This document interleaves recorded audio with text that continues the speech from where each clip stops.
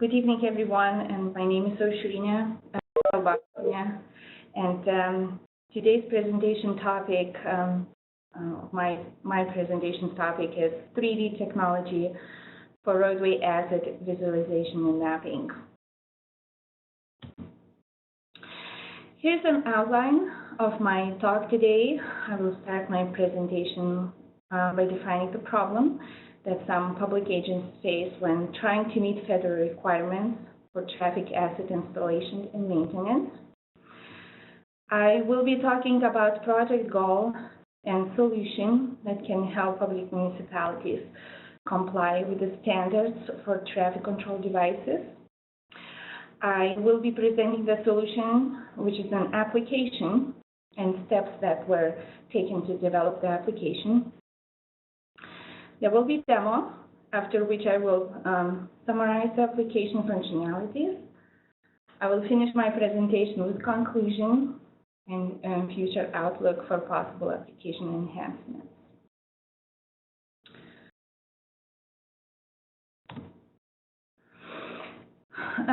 To improve transportation system and to minimize accidents, Federal Highway Administration publishes the manual on uniform traffic control devices. The manual defines standards for installation and maintenance of traffic control assets, which include traffic signals, signs, road markings, other devices, the maintenance of which is the main responsibility of the public agencies.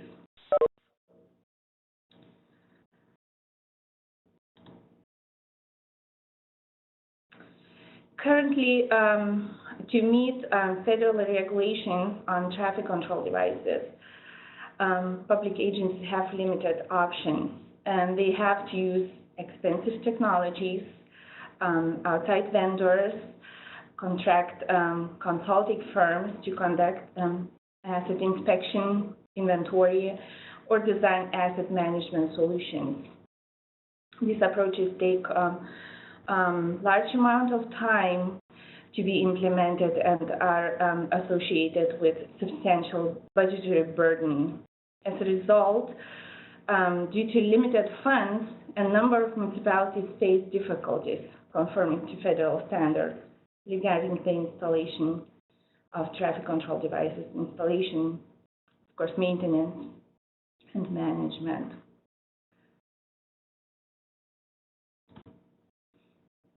The goal of this project was to develop a web-based application that can help public agencies implement and manage traffic control devices. And that can be done with significant cost and time savings. The application serves as a tool for remote inventories of traffic assets. It allows municipalities to locate and catalog traffic control devices without leaving the office. It also enables efficient and cost-effective implementation of traffic control devices management tasks. And most importantly, the application is free of charge.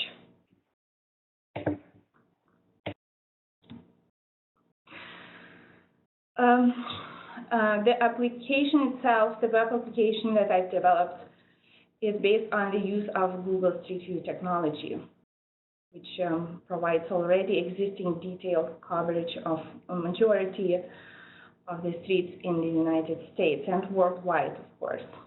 The application is developed using Google Street View API for JavaScript and ArcGIS API for JavaScript.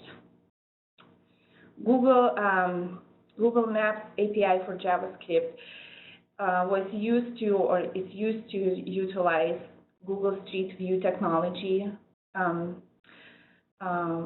with the help of which traffic control assets can be identified from various positions on the street. And why Google Street View?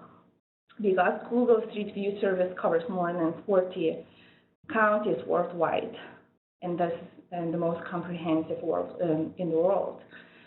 And most importantly, the service is free of charge for non-commercial users. ArcGIS API for JavaScript is used for several reasons for building my application. ArcGIS API for JavaScript exposes the built-in methods and properties of the ArcGIS objects and allow them to utilize as functionalities for web application development. It also gives an option to use ArcGIS online base maps as well as utilize Ausrine technical support. ArcGIS API for JavaScript supports popular browsers, has integration with ArcGIS Server and ArcGIS Online, and also it can be run on smartphones, tablets, iOS devices, and does not have to have plug-in.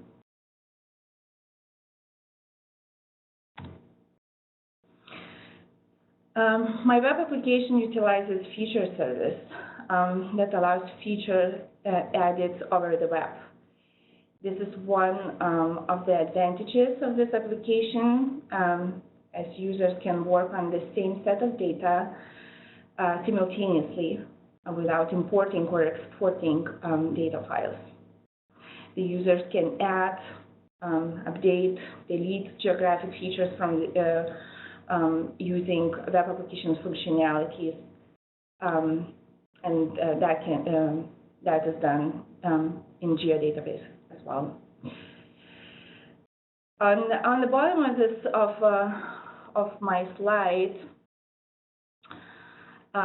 you can see a representative workflow that illustrates the use of GIS feature service.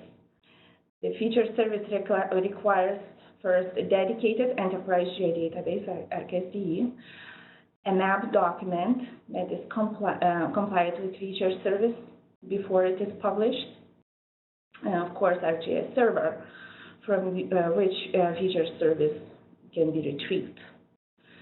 After a feature service is published and is available through ArcGIS, client applications then can consume the feature service and work with the features by editing them.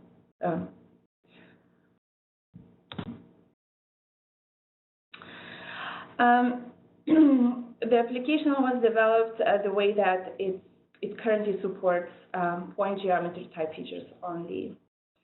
And just for demonstration purposes, the web application's capabilities, to demonstrate web application's capabilities, a set of traffic sign data was used. The existing traffic sign data covers some public streets of a California city, in this case, Banning. I used the sample data for several purposes: to construct the enterprise geodatabase schema, feature symbology, and their attributes that can be edited and modified in the web application environment via features access service. The data serves as an example for locating and cataloging traffic signs for users who are not experienced with inventory procedures. And it's time for a quick demo of the application. Here's the application itself. It can be accessed using this URL address. It is a very simple application, easy to use and user friendly. It has a legend with sign symbology It has a window with base maps, or with a base map and existing signs if there are any, and the window for Street View, Google Street View panorama. When the user wants, when the users use the application and wants to start with sign inventory, they can actually find the location to start an inventory by using search widget. They can type an address, for instance,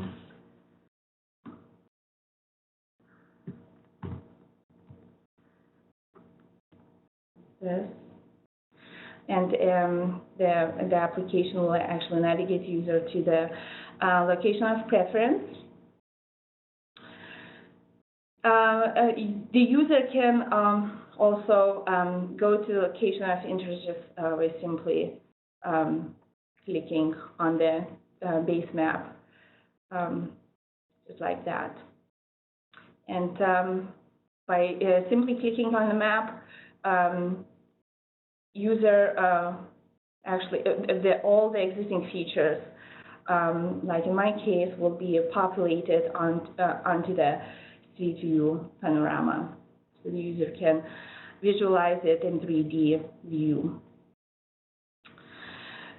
From here, the user of the application can update sign attributes by selecting the feature and adding the attribute for the sign feature. In my case, it can delete the feature if the location does not seem appropriate, or if a feature does not longer exist. It also can modify features location if that seems appropriate, which in this case, it seems like marker is actually at the right location for this sign, but that can be done by simply clicking on the feature, on the marker, and simply dragging to location that's appropriate for that feature while viewing it on 3D screen, 3D Street View map.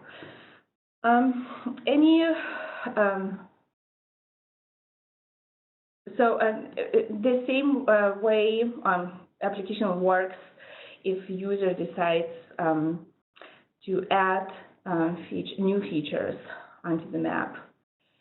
And I want to demonstrate how it works quickly. For instance, the user navigates to this intersection, and where are several signs to inventory to collect and map. So this is one of them. I like always to change my view and see aerial imagery just for my better orientation. So the users can do that, switch between base maps. And then when the feature is identified, the sign is identified in this case, the user can add the sign feature onto the map, onto the 2D map, base map, by simply clicking onto symbology and onto the 2D map as well. So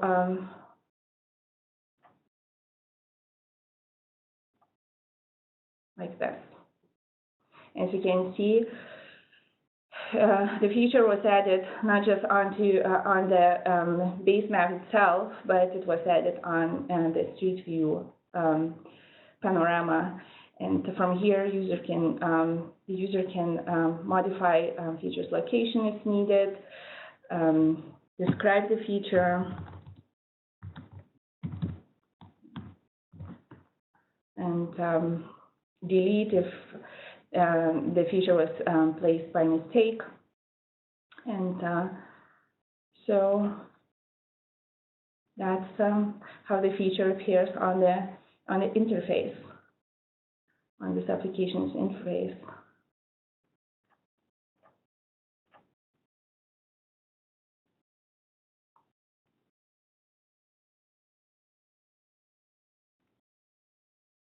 Sorry, I just moved it.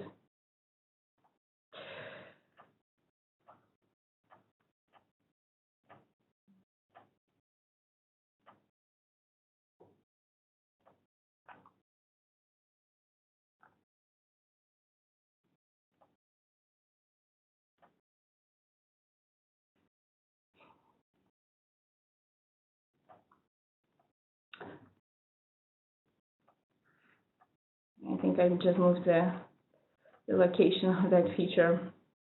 Sorry for that.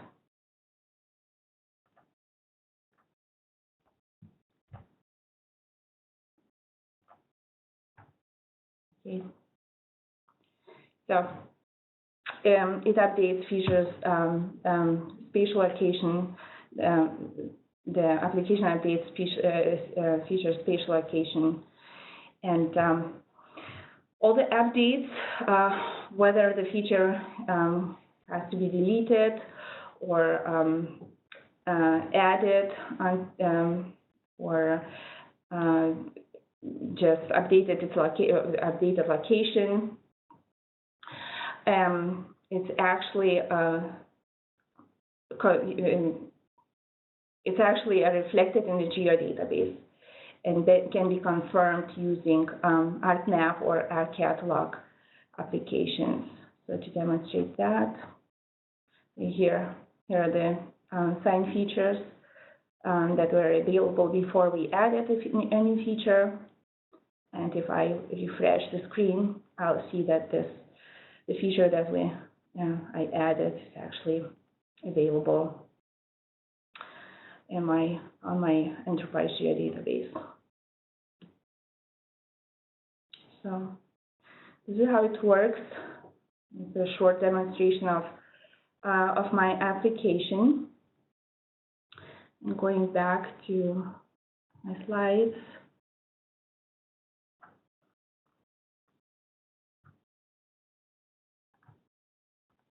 Ausrine, we'll actually have to move on to questions now. Okay. So does anybody have any questions for Ausrine?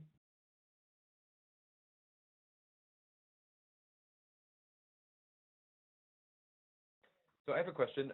Were you able to kind of validate the accuracy of your application versus other Yes. methods to collect sign? Yes, I was. Data? The data that I used for this application was collected actually using a service that involved 3D imagery and in-field collection.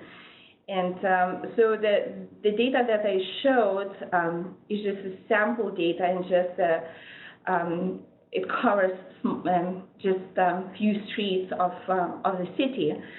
So of course we collected more data than that. So I was able to actually I collected the data with the application I've developed, and actually I was able to confirm that all the features that I've collected were existent in the other application, 3D application, and the location of those features were very close and to the data set that we collected with the application that was similar. It was actually based on 3D visualization as well. So that confirms that actually the developed web-based application is a versatile tool enabling remote traffic asset management with significant cost and time savings. And the tool is just simple to use and can be utilized by public agencies for roadway asset inventories. Okay, thank you. Any other questions?